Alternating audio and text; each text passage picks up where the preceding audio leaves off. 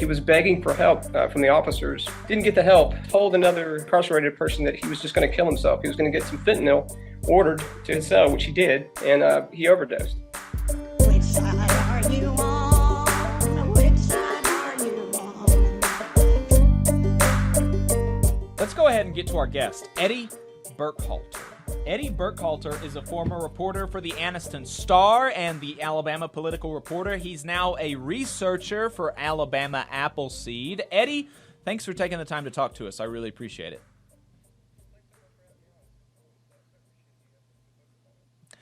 Yes, I think it's very important. And you know, you're pretty focused on prisons in Alabama, and I had a couple of different topics that I wanted to touch on with the prison system, and both of them are really pretty gross. But I think we can hit the worst first, I guess, and that's the issues around deaths in Alabama's prisons. And it caught my eye because it seemed like for a while, almost every other day, you were tweeting the name of somebody else who had died. And you know, so and so died at such and such prison, and we got this tweet from a D Stroud. And when I asked you originally to come on, I hadn't seen this tweet, and I thought it was definitely super important, but I was wondering if maybe just the fact of people dying was catching my eye more than maybe it was, maybe I was kind of exaggerating it in my mind because it's so horrifying. But I saw this tweet that said 19 people died in Alabama prisons in July. So it actually would have been, if you were tweeting out every death, it would have been something more than every other day, which is really, really, really bad. So what in the world is going on to make that happen? Yeah, so that tweet, Stroud, those numbers he got from an investigative reporter, who does a really good job of tracking prison deaths. And I'll tell you some more of those numbers.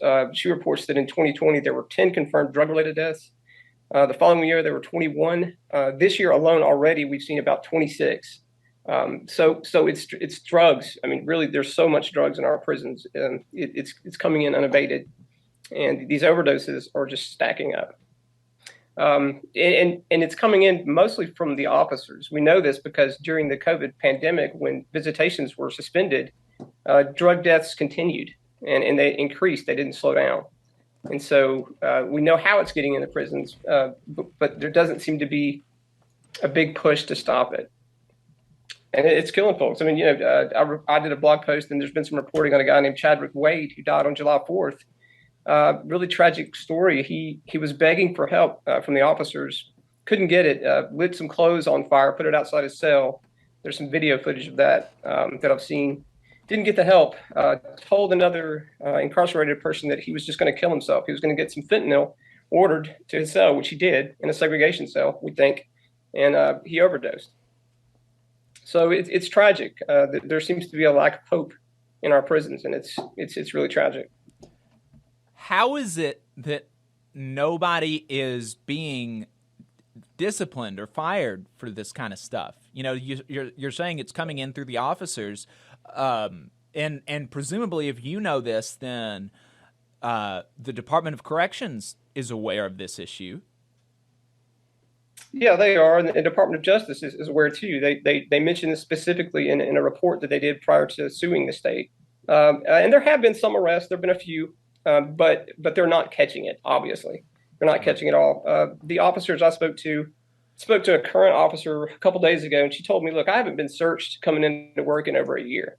And her previous prison, while they did search, the officers who are bringing in know how to get around that. And so, it's a multifaceted problem.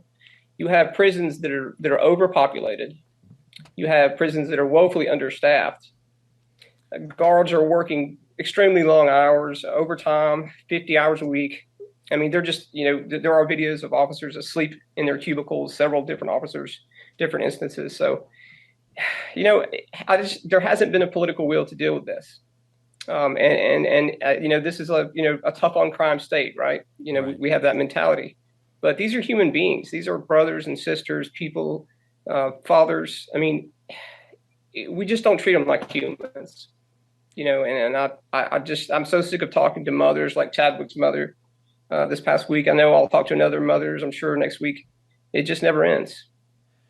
You said that we're a tough on crime state, but if you listen to maybe some other people on WVNN in Huntsville, you wouldn't know that. For example, the Alabama Attorney General has been trying to, if I understand it right, repeal the good time law or make it whatever it is.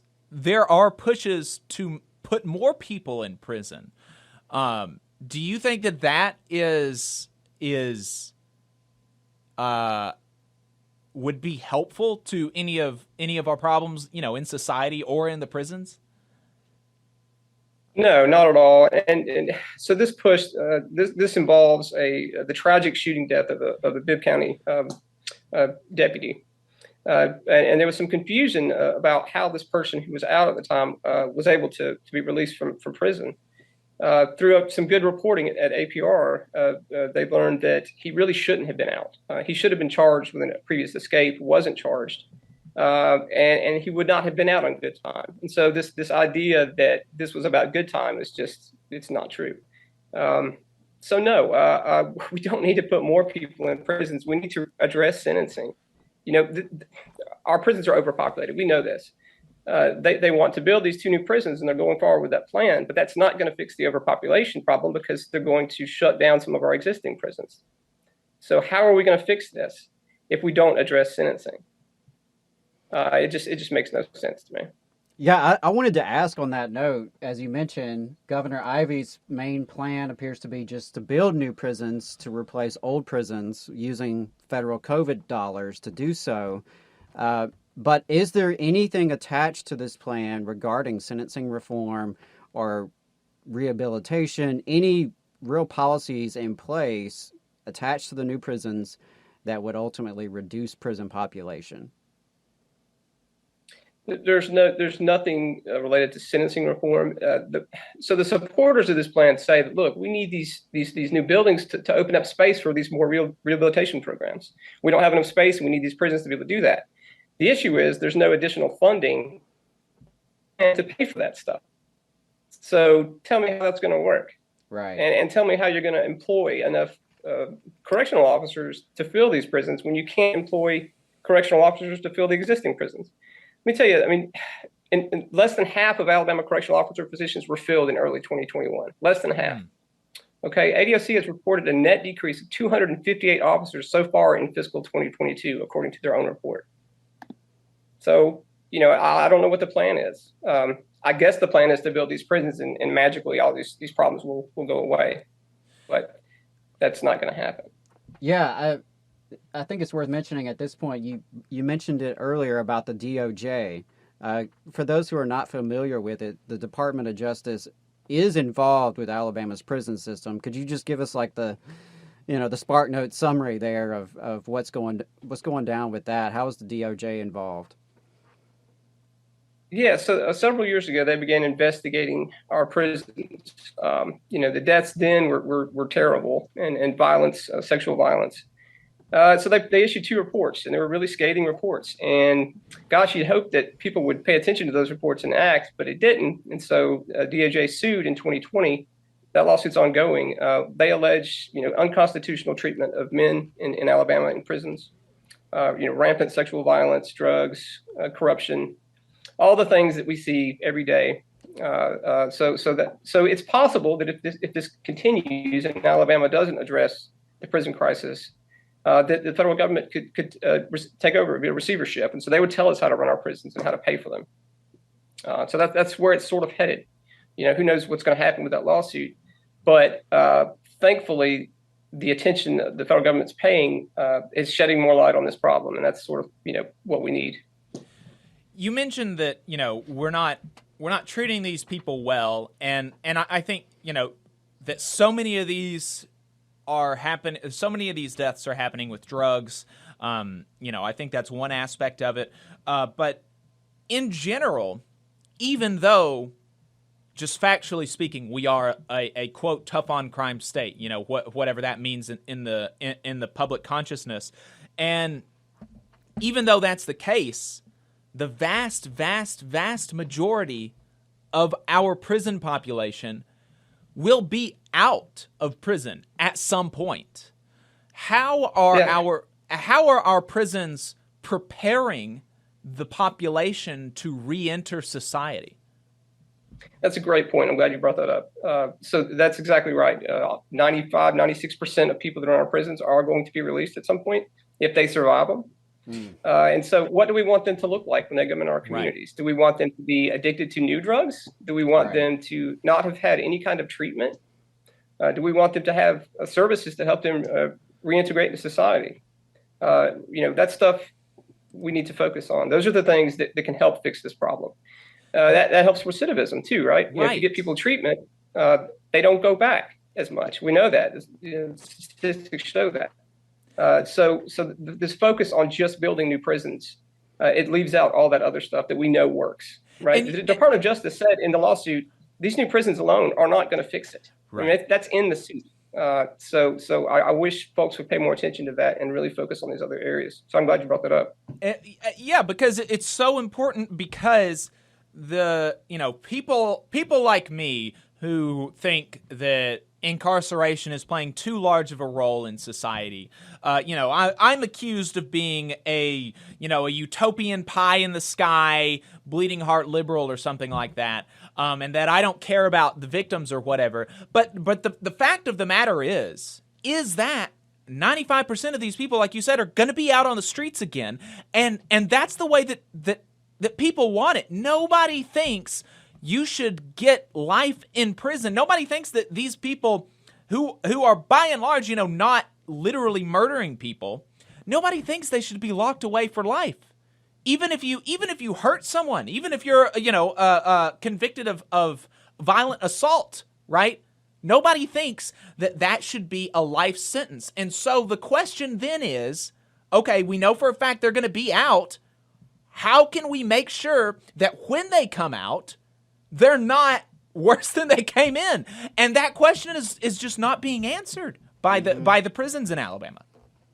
Yeah, that's a great point. And we're not doing justice to the victims, right? Right. If we're not treating this problem and trying to solve the problem, these folks get out. We're not doing justice to the victims. It's an unjust system all around. Somebody asked in the chat about the role that private prisons play in Alabama, and I think my understanding is that private prisons are not a player in Alabama, that we do not have private prisons, but a lot of the amenities that prisons do have in Alabama, like the calls and stuff like that, those are contracted out, but the prisons themselves are publicly run. That's correct, isn't it? Yeah, that's correct. There was a push earlier on. The governor's plan called for a build lease program so that a private prison company would have built our prisons, our new prisons, and we would have leased them back. We would still operate them, but they would have built them. So that fell through for several reasons. And so now we're just going to build them with our own money, and we've got these plans in place. But yeah, there are contractors obviously who provide healthcare, communications, security systems, things like that. And they're going to make a ton of money with these new prisons. I mean, that's just, folks are going to make a lot of money with these new prisons. And it's those contractors, those architects, planners, developers. Yeah, there's a lot of money to be made in prison construction. Right. So we had somebody else ask in the chat, and I brought this up to you yesterday when we were talking about your appearance, the botched execution last week. Can you talk to us about what happened there?